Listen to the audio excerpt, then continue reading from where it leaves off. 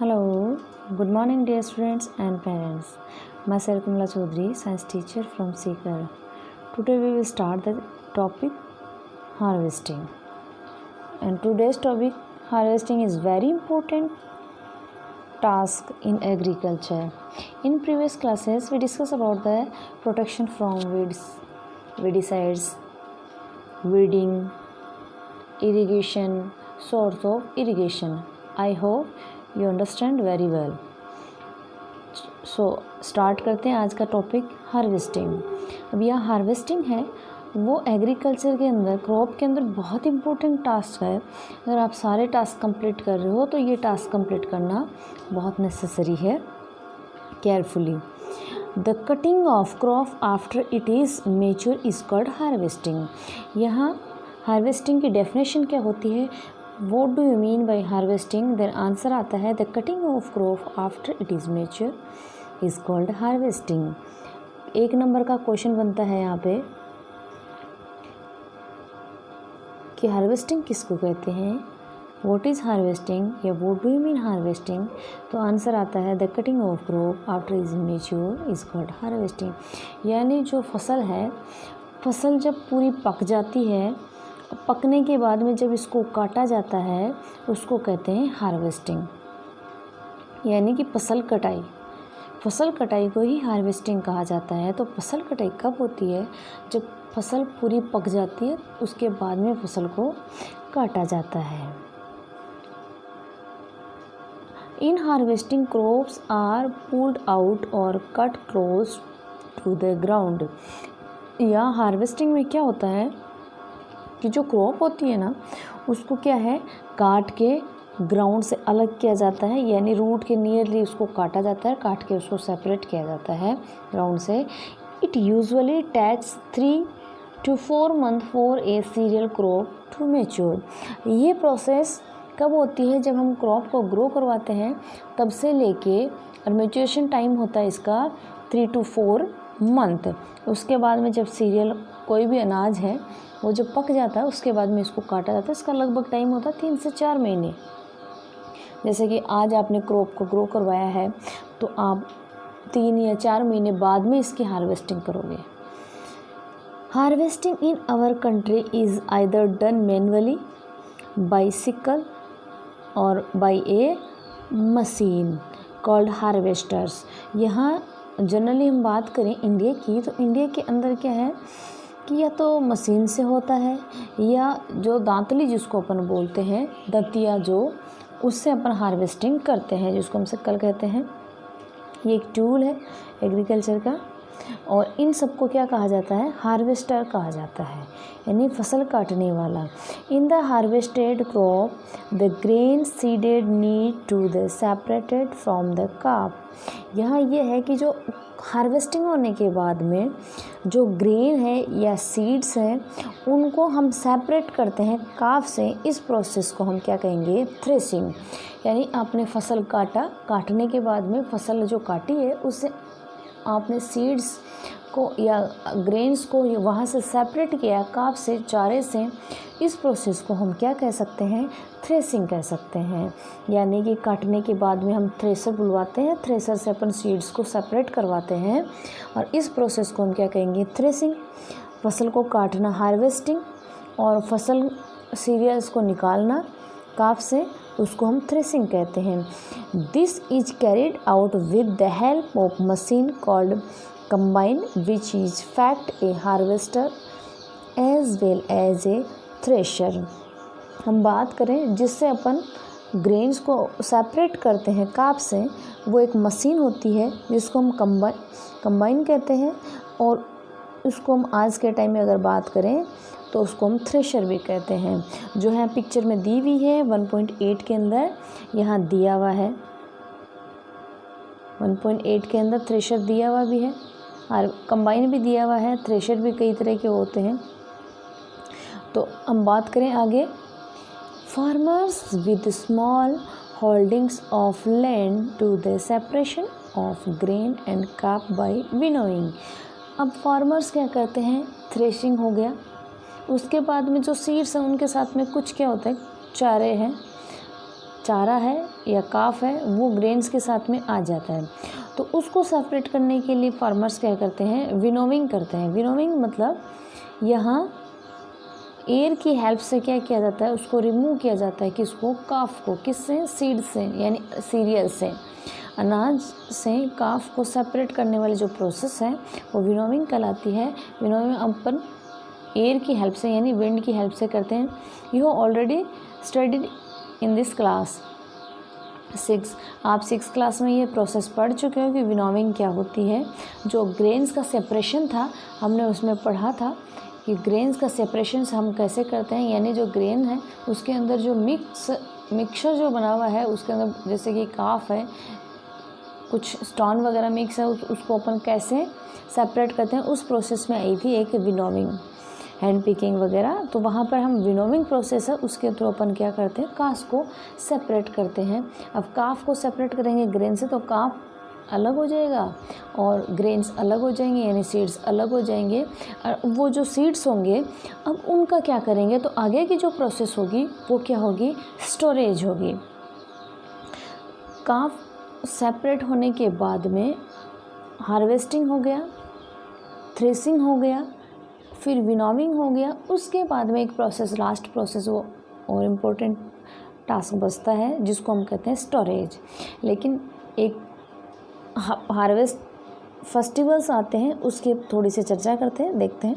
After 3 or 4 month of hard work there comes the day of the harvest, यानी 3-4 महीने का इतना hard work करने के बाद में the site of golden fields of standing crop laden with grain fills the hearts of farmer with joy and a sense of well-being.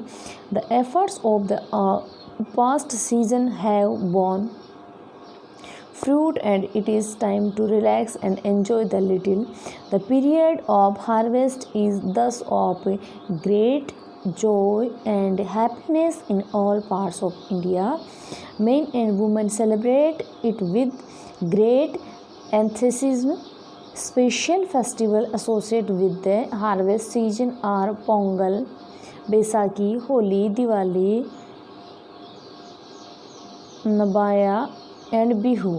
यहाँ harvesting होने के बाद में इंडिया के अंदर अलग अलग रीजन के अंदर अलग अलग नाम से फेस्टिवल्स को सेलिब्रेट करते हैं। यानी इतनी मेहनत करने के बाद में और फिर इतना सारा ग्रेन उनको मिलता है यानी अनाज उनको मिलता है तो फार्मर्स हैं वो बहुत खुश हो जाते हैं। तो वो खुश होते हैं तो अपने जो इष्ट देव हैं उनको खुश करने के लिए वो क्या एक फेस्टिवल मनाते हैं। तो उसके अंदर क्या होता है, सारे जितने मैन वुमेन जितने भी हैं वो सब क्या करते हैं, एक साथ में खुशी मनाते हैं। और जो खुशी मनाते हैं उसमें कई सारे त्यौहार की हम बात करें फेस्टिवल्स की, जिनका नाम है बैसाखी है, होली है, दीपावली है, नबाया एंड बिहू। ये एक रीजनल पोंगल है, रीजनल और सीजनल अलग अलग सीजन में इनको सेलिब्रेट किया जाता है। और किस उपलक्ष्य में, हार्वेस्टिंग होती है तो बहुत सारा ग्रेन मिलता है उनको और उसके उपलक्ष्य में सारे खुश होके और साथ मिलके क्या है त्यौहार है उसको ये सेलिब्रेट करते हैं। फिर बात आती है स्टोरेज की। तो स्टोरेज की बात आए तो देखिए store of produce is important task. Storage of produce is an important task, यानी स्टोरेज है वो भी एक इम्पोर्टेंट टास्क है। If the harvested grain are to be kept for longer time, they should be safe from moisture, insect, rats and microorganisms. Harvested grains have more moisture. If freshly harvested grain seeds are stored without drying, they may get spoiled and attacked by the organism, making them unfit for use or for germination. यहाँ हम बात करें जैसे ही harvesting होती है उसके बाद में थ्रेशिंग होती है, थ्रेशिंग के बाद में विनोविंग होती है, उसके बाद में जो स्टोरेज वाली प्रोसेस है वो करना क्यों ज़रूरी है, क्योंकि अगर हम लॉन्ग टाइम के अंदर उसको स्टोरेज नहीं करेंगे ग्रेन्स को तो वहाँ पर क्या माइक्रो ऑर्गेनिज्म है वो अटैक कर लेगा और वहाँ पर इंसेक्ट वगैरह होते हैं वो जैसे रेट हैं, बहुत सारी ऐसी चीज़ें हैं जो अपने जो ग्रेन्स हैं उनको क्या कर सकते हैं, स्पॉइल कर सकती हैं, यानी ख़राब कर सकती हैं। तो इन सब से बचाने के लिए इसका क्या किया जाता है, स्टोरेज किया जाता है कूल एंड ड्राई प्लेसेस के ऊपर। अब क्यों करते हैं, क्योंकि जो नहीं करेंगे तो वो ग्रेन स्पॉइल हो जाएंगे, तो उनको हम यूज़ नहीं कर सकेंगे और ना ही उनको हम जर्मिनेशन में भी काम ले सकेंगे। क्यों, क्योंकि वो जर्मिनेट ही नहीं होंगे, उससे पहले स्पॉइल हो जाएंगे। Hence before storing them the grain are properly dried in the sun to reduce the moisture in them. हाँ, स्टोरेज से पहले उनको थोड़ा सनलाइट के कांटेक्ट में रखा जाता है ताकि उसके अंदर जितना भी मॉइस्चर है वो रिमूव हो जाए। रिमूव होने के बाद में उनमें इंसेक्ट्स क्या होंगे, कम अट्रैक्ट होंगे और कम ख़राब होगा, यानी कि गंदा कम होगा। This prevent the attack by the insect, paste, bacteria and fungi. इसकी वजह से क्या होगा, जो ग्रेन है वो ख़राब नहीं होगा, यानी इंसेक्ट्स नहीं लगेंगे उसके अंदर, बैक्टीरिया फंजाई वगैरह नहीं लगेंगे। तो हम स्टोरेज करते हैं वहाँ पर भी कई मेथड्स फॉलो करते हैं। जैसे फॉर एग्ज़ाम्पल मम्मी वगैरह होती हैं तो वो क्या करती हैं, जब किचन के अंदर कुछ मसाले वगैरह होते हैं या कुछ ग्रेन वगैरह होते हैं तो उनको वो क्या करती हैं, स्टोर करती हैं। तो किन के साथ करती हैं, नीम की लीव्स होती हैं उनके अंदर उनको क्या करती हैं, स्टोर करती हैं ताकि वो क्या हो सके, ख़राब ना हो सके, उनमें इंसेक्ट्स ना लगे। यहाँ हम आगे बात करते हैं स्टोरेज की। हम बात करें तो स्टोरेज लार्ज स्केल पे भी होता है, जिसको अपन मंडी कहते हैं, धान मंडी भी कहते हैं। घर के अंदर भी होता है स्टोरेज करने के लिए। और जो लार्ज स्केल की हम बात करें तो वहाँ धान मंडी होती है, जिनको हम क्या कहते हैं, सिलोज कहते हैं। सिलोज क्या होते हैं, कूल और ड्राई प्लेसेस होते हैं और मॉइस्चर फ्री होते हैं, उनको हम सिलोज कहते हैं।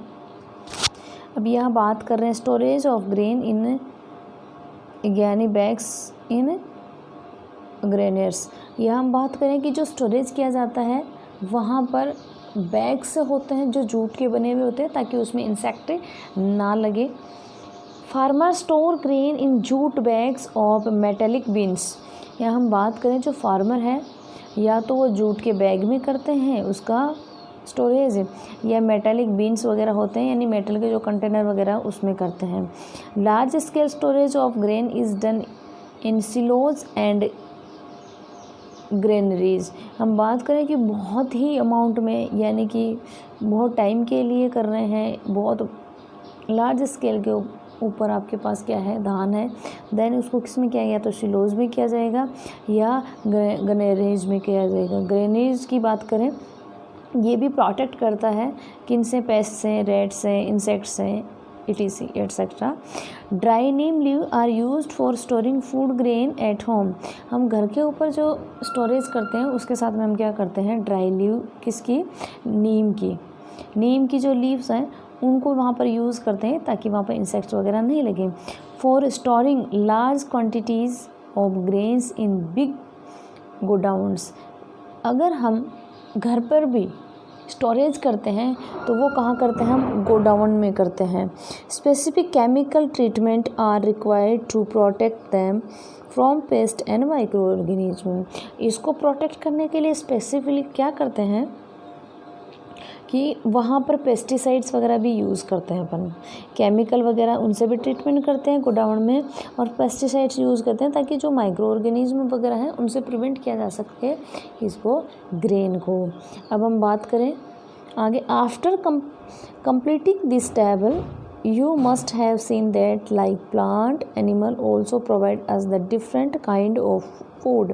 हम ये टेबल दी हुई है, यहाँ पर एक्टिविटी दी हुई है 1.3।